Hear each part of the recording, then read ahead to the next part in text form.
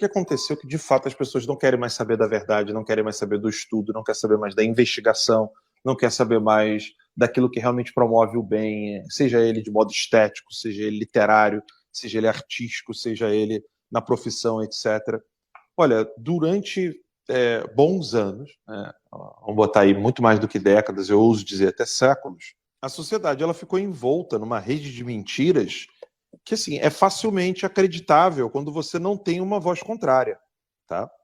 Então, quando você não tem uma voz contrária, você cria ali um grupo que vai ficar ali controlando aquela informação, as pessoas vão crescendo e vão morrendo com aquela informação. E ela simplesmente desconhece a possibilidade do discurso contrário, ou ela nem sequer sabe que aquele discurso que ela não sabe é contrário ou não. Vou dar um exemplozinho bem bobo aqui para você, tá, Mal? Eu tenho ancestrais nos Açores. Eu consigo mapear ancestrais meus que eram dos Açores, que são da época de Mozart. Eles não ouviram Mozart. Eu posso garantir isso para você. Eles não ouviram Mozart. Eu tenho ancestrais que são da França e da Suíça, da época de Mozart. Eles certamente ouviram Mozart. E eu tenho ancestrais da África, que certamente na época não ouviram Mozart. Se você não ouve, você não conhece. Aquilo não está no seu imaginário, aquilo não está naquilo que o Olavo chamava de horizonte de consciência. Sabe quando a gente fala assim, pô, tomei conhecimento daqui dali agora, tomei consciência, né? Ou seja, você teve contato com aquilo e aquilo começou a modificar um pouco o seu modo de pensar. Bem, se você não tem acesso a certos tipos de informações que possam te garantir, não garantir, mas te dar meios de escolha entre A, B, C, D, ou seja lá o que for, o seu conjunto de opções, né, para escolher ou tomar uma decisão, eles ficam minados. E com o tempo, certos assuntos foram completamente minados, foram completamente silenciados. A gente falou aqui em outros programas o fato de que, por exemplo, a educação brasileira, ela, durante um tempo, ela corria o risco de não existir ensino privado no Brasil. Ou seja, o Brasil só poderia ter ensino, aspas, público, que eu acho melhor o termo ensino do Estado. Então, o Brasil só poderia ter um ensino promovido e feito pelo Estado. Permitiu-se que pudesse ter uma educação privada porque eles entendiam que não teriam dinheiro suficiente para fazer a mudança da noite para o dia. Eu estou falando da criação do MEC. E no Brasil, a educação ela foi ladeira abaixo exatamente porque houve um impedimento do processo normal de crescimento do conhecimento e da averiguação, da ciência, etc., porque não tinha ali escolas particulares para competir. Quem quer ter o melhor professor, quem quer oferecer a melhor educação, etc. Algo muito comum em países de primeiro mundo, onde você tem ali aquele tipo de competição. A educação foi destruída, mas aí alguém poderia contra-argumentar. Alan, beleza, esse aspecto da ausência da formação privada, ela é até plausível, mas como é que esse argumento se sustenta em relação aos países como os Estados Unidos e outros países da Europa, onde a educação privada não só ainda existe, como ainda é forte e pujante? Bem, é simples, nós somos o amanhã deles. Porque esses centros de formação educacional europeus, que antes eram absolutamente independentes, mesmo aqueles que eram estatais, eles agora só servem como agenda de propaganda da Agenda 2030. Ou seja, o Brasil é o amanhã de todos os sistemas educacionais que existem nesses países de primeiro mundo. Nós só estamos um pouco à frente no tempo. Vocês podem anotar o que eu estou dizendo. É uma questão de tempo e vocês vão ver deteriorar todos esses países que estão caminhando na mesma direção que o Brasil. Assim como nós somos o amanhã da saúde da Noruega, da França. É uma questão de tempo. A Noruega é um pouco diferente, porque a Noruega tem muito, muito, muito petróleo, muito dinheiro para queimar e uma população pequena. Mas mesmo assim corre o risco de colapsar. E tantos outros países também, economicamente, não se sustentam o que eles estão fazendo. Na França, você ganha dinheiro para ficar em casa. A gente fala do Bolsa Família no Brasil, vocês não têm ideia o que é o auxílio estatal na França e no Canadá, gente. Esses países todos irão colapsar tal qual o Brasil. Ou a diferença é uma questão de linha do tempo. Assim como a Venezuela, Cuba e outros países já colapsaram nesse tipo de sistema, e nós estamos um pouco mais atenuados em relação a eles. Aqui é uma questão de perspectiva. Se você quiser colocar uma linha do tempo, você vai ver o que aconteceu em Cuba, né, o que aconteceu na Venezuela, o que está acontecendo com o Brasil e o que vai acontecer com esses países que estão destruindo os seus centros, ou seja, o seu pulsar, o seu coração intelectual. Você destrói a vida intelectual, você não tem como sustentar uma sociedade. Gente, isso é desde tribo até as organizações mais complexas de vida humana em sociedade. Destruiu a capacidade intelectual, você vai ter médico, você vai ter jornalista, você vai ter jurista, você vai ter professor. Não tem como.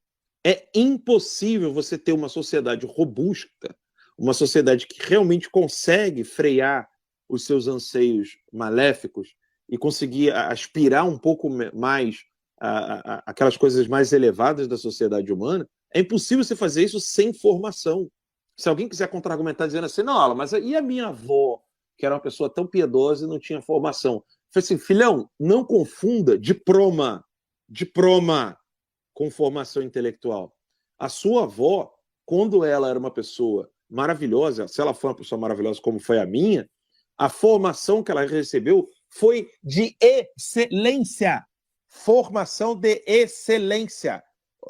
O problema é quando você confunde formação intelectual com diploma, sala de aula, sentadinho ali, tirando notinha, etc. Aí se a pessoa entende formação intelectual como isso, entende formação intelectual como alguém que fica sentado atrás de uma cadeira, com uma mesa grande de madeira maciça, com livros atrás. Ah, pô, aí você não sabe quem é Aristóteles, você não sabe quem é Platão, você não sabe quem foram os grandes filósofos gregos, romanos, etc. Entendam, não existe outra opção. Se o seu intelecto não tiver no horizonte de consciência escolhas a fazer para tomar a melhor decisão, você vai tomar a decisão errada. Você vai tomar a pior decisão possível. Sem uma formação de excelência, é impossível um povo ir adiante. E formação de excelência não é diploma. Formação de excelência não é notinha, não é pedaço de papel. E a gente perdeu isso, Malu, infelizmente. Infelizmente. Você olha para o lado, na realidade, tá? Não estou falando das nossas bolhas, não. Você olha para o lado, o número de mães que com um filho de 1 ano e meio, 1 ano, meses, que vira para amiga e fala assim, cuida aqui do meu filho que eu vou lá na boate, hoje eu vou arrasar, o número é infinitamente maior do que na década de 50, na década de 40, na década de 30 e por aí vai. O número de pais que viram e falam assim, ó, pô, acho que eu vou deixar minha casa, pô, essa mulher escrota pra não sei o quê, e não quer viver desafios, não quer enfrentar desafios com a esposa, com o filho, na dificuldade financeira, na dificuldade econômica, na dificuldade de encontrar um trabalho, encontrar uma nova situação, querendo largar a mão. Você imagina se os nossos bisavós, nossos trisavós, em situações precárias, lavassem a mão. Nós não estaríamos aqui hoje. Essas pessoas tinham um horizonte de consciência muito bem formado. É inacreditável ignorar. E responsabilidade. Responsabilidade. Então, essa responsabilidade, esse amor pelo outro. Gente, o que vocês acham que fez a minha avó cuidar do meu avô na cadeira de roda durante 9 anos, em Nossa Senhora da Penha, entre Italva e Itaperuna, sem quase ter energia elétrica, lavando fralda de pano no Rio, cozinhando no fogão a lenha. Dizer que uma pessoa dessa não tem uma formação profunda sobre os tópicos mais importantes do saber humano, o que é a vida, o que é o outro, o que é a compaixão, o que é a doença que mais se vê hoje, a apatia.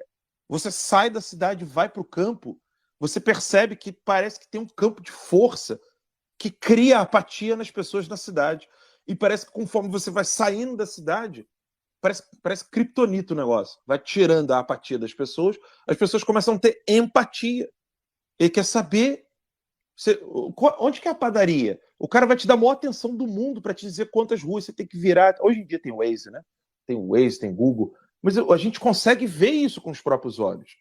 Mas se você saiu dessa vida falsa que existe na cidade, você de cara você vê o mundo real nas pessoas do campo, porque ali ainda ainda tem aqueles resíduos da formação mais elevada dos temas mais profundos da sociedade humana. Existe um livro maravilhoso, que é O Sal da Terra, uma entrevista com o ainda bispo, né, Josef Ratzinger, que depois veio a ser Bento XVI, onde ele explica detalhadamente como que houve uma mudança copérnica da importância dos assuntos a serem debatidos em sociedade. Gente, pelo amor de Deus, outro dia a gente estava falando aqui, os músicos estavam cantando para tirar a fome da África. Hoje os caras estão cantando para poder proteger geleira e árvore e ovo de tartaruga. Ah, mas o pessoal parou de passar fome na África? Não, mas tem que cuidar do meio ambiente. O grau de importância dos assuntos, se você pegar um degradê de 100 anos, o grau de importância dos assuntos na sociedade eram totalmente outros. Houve uma inversão absoluta, completa. A pirâmide virou de cabeça para baixo. Os assuntos mais importantes hoje são os mais irrelevantes. As pessoas não querem dar mais atenção aos assuntos primordiais. Meu Deus do céu, Malu e demais amigos que estão aqui, se você soltar uma matéria de um tema e um assunto assim absolutamente essencial para o brasileiro hoje, e no mesmo dia, no mesmo jornal, no mesmo perfil, você soltar uma coisa engraçadinha sobre a Janja, você sabe qual dos dois assuntos que terá mais aderência?